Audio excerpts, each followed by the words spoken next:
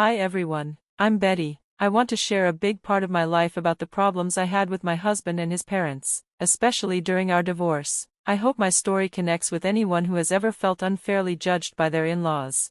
It all started when I met Kevin, my now ex-husband. I was 20 and in college when we met on a dating app. Kevin was 26, had a steady job, and seemed very stable. We fell in love despite the age difference. I always felt that love doesn't depend on age or looks, so Kevin being older didn't bother me. But Kevin didn't feel the same way about our age gap. He would often ask me, "Why are you with me, Betty? You could find someone your own age." I always told him that I chose him because I loved him and that age didn't matter to me. Kevin couldn't stop doubting me. He would say, "There must be another reason you're with me. It's not normal for someone like you to love someone like me." I kept telling him my love was real and I didn't want to date someone else.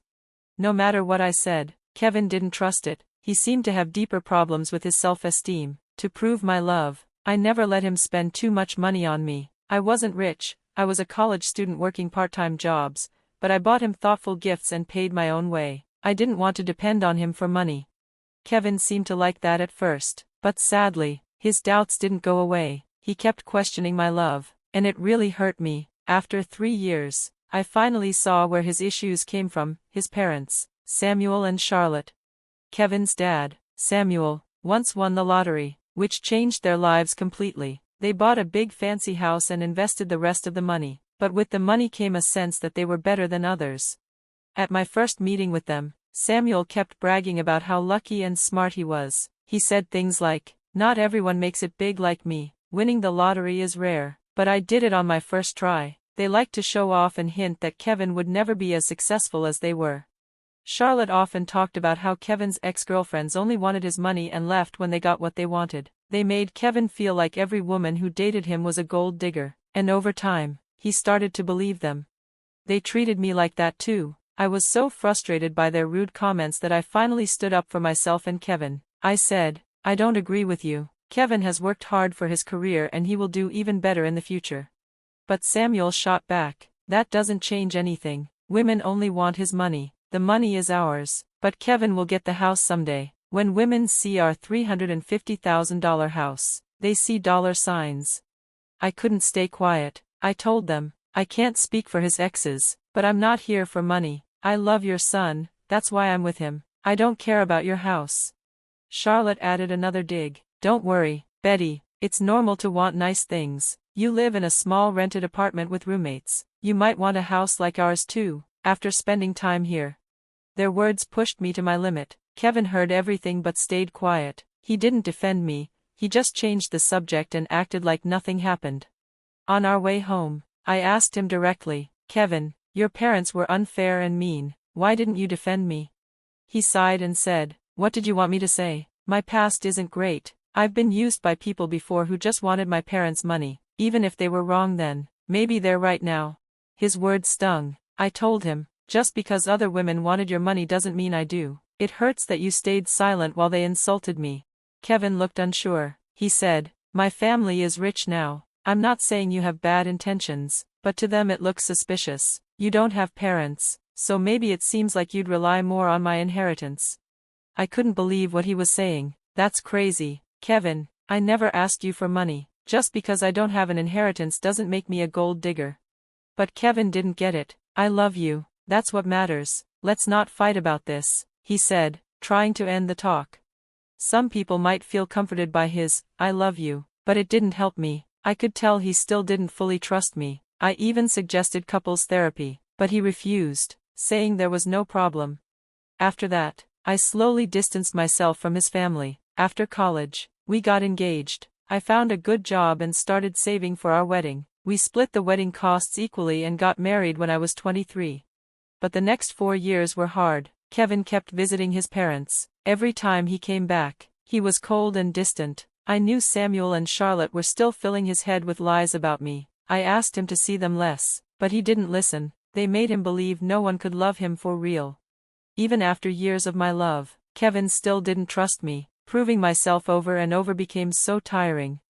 The final straw came on Kevin's birthday. He wanted a quiet day, so I planned a small cake party at home. I gave him an expensive watch he had wanted for a long time. He was so happy but then said, "Let's show my parents." I didn't want to, but I went with him anyway. When we got there, Kevin proudly showed them the watch. "Mom, Dad, look at the watch Betty got me. I've wanted it forever." Charlotte looked surprised and said, "Oh, so she does love you after all." We were worried, but Samuel added, "Don't be fooled, she's still a gold digger. She married you for our $350,000 house." I couldn't take it anymore. "Why do you think I married him for your house? I've been working and paying my own way for years. If age was an issue, why would I marry someone older? I didn't marry him for money, I married him because I love him." "Kevin, tell them that's true." But Kevin just stood there, silent. He wouldn't even look at me. He let their cruel words hang in the air while I felt completely alone. I'd finally had enough. I looked at Kevin and said, "Kevin, why aren't you saying anything? Your parents keep calling me a gold digger. How will they ever see the real me if you won't defend me? Why are you silent? Tell them they're wrong." Kevin looked uncomfortable and said quietly, I don't know what you want me to say, Betty. Maybe my parents aren't completely wrong. There might be a chance they're right." He didn't even finish, but I knew exactly what he meant. Hearing that broke something inside me. This wasn't just a small fight, this showed how weak our relationship really was. If he didn't trust me, what was left? Later, at Kevin's birthday party, things got worse. "Seriously, Kevin, you think I married you for your money?" I asked him, shocked. His parents jumped in right away. "Funny how you've never tried to buy a house, Betty. People who rent usually want to own a house someday, but you never brought it up. You could never afford a place like this on your own, so marrying Kevin makes sense." Kevin looked at me and said, "Yeah, Betty, why would you marry me? Maybe you do love me, but maybe there's more to it than that." I couldn't believe what I was hearing. All my love for Kevin vanished right there. His parents' insults hurt, but Kevin agreeing with them hurt more than anything. Right then, I decided I was done. I didn't tell him right away, I waited. When we got home, I called a lawyer and started the divorce process. The lawyer said it would be ready in a week. I moved into another room so I wouldn't have to be near Kevin. He thought I just needed time to cool off. He had no idea I was leaving for good. When the papers were ready, I packed my things and left. Kevin called me, panicking. I told him to meet me at an address and bring his parents. They were confused but came anyway. When they arrived, I was waiting outside a huge, beautiful house. They looked shocked. I said, "You must be wondering why I brought you here. Look around, this house is worth about $3 million. It's not cheap, right?" I wanted them to see they were wrong about me. "It's worth every penny," I added, pointing to the fancy furniture inside. Kevin asked, "What is this place, Betty? Why do you have this house?" I said, "Come inside. I can't explain this on the porch." They followed me in, their eyes wide as they looked around. The place was stunning. We sat down and I took a deep breath. I made my decision. I filed for divorce. I said, handing Kevin the papers, "We can do this nicely if you sign." Kevin looked shocked. Why are you divorcing me?" I said, "It's simple. You and your parents think I'm a gold digger. You think I married you for your money and your house. I'm tired of proving myself, so it's better if I just leave. That way you don't have to worry about me using you." Kevin said, "You're leaving just because of what my parents think? That's crazy." "No, it's not," I said, "it's what's best." Kevin's mom added, "If she wants to go so badly, Kevin, just sign. Then you can find someone who really loves you." Kevin glared at me. "Is this house part of your plan? You want me to buy this for you as part of the divorce?" I laughed. "Why would I need you to buy it? This house is mine." They stared at me like I was lying. Kevin's dad snapped, "How could you afford this? You rent, your job doesn't pay for this. Stop lying." I stood my ground. "I'm not lying, Kevin. Remember when I told you my parents left me an inheritance? This house is part of it. It's in a trust. I'll fully own it when I turn 31. I don't need a big job because I have the trust fund." Kevin shook his head. "That's not possible. Your parents died ages ago. They should have given you this before." I explained, "They knew people might try to take advantage of me, so they told me to keep it secret. The trust keeps everything safe until I'm 31. By then, they hoped I'd be with someone who loved me for me, not for money." Kevin's mom gasped, "Betty, you should have told us. We didn't know. We could all live here so well." Kevin said, "Yeah, you should have said something. We thought you wanted our house. We could have avoided this mess."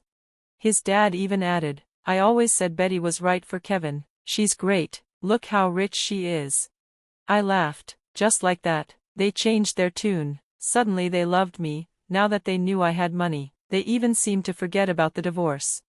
I pulled out the papers again. Anyway, here's my signature. You can sign too, if you want to fight. Fine, we'll go to court, but I'm not staying. Kevin begged. Betty, don't rush. You've proven you're not after my money. We're sorry, let's fix this. No need for divorce. His mom agreed. Yes, we're sorry, Betty, we didn't know. Please forgive us. I shook my head. I don't want fake apologies. For 3 years, you let them treat me like a gold digger. Kevin, you didn't defend me. I can't be with someone who doesn't respect me. I'm done. We can do this nicely or fight in court. It's your choice. His parents begged me to change my mind. To them, it was just a small misunderstanding, but they didn't really feel sorry for how they treated me. That made me even angrier. I finally told them to leave or I'd call the police. They left without arguing. After that, they wouldn't stop bothering me. They called, texted, even tried to bribe me to come back. They still thought money would change my mind. The funny thing is, because Kevin co-owns his parents' house, I'm entitled to half his share. That made them panic even more. I didn't care. I moved all my stuff to my parents' old house and cut off contact. I changed my number so they couldn't call. Kevin even showed up at my work once, but security made him leave. He still hasn't signed the divorce papers, hoping I'll come back. It's been almost a year, but nothing has changed. Now, with only a few months left for the divorce to go through, I'm fine on my own. I'm happy, I have money, and I'm living my life. I've even gone on a few dates, but nothing serious yet. Kevin's cousin told me his family is stressed about paying me my share of the house. The legal fees are high and they don't have enough savings. Kevin wants to sell the house and blames his parents for the mess. Honestly, I don't care about their problems. All I want is to be free from that toxic family and live my life in peace, far away from their drama.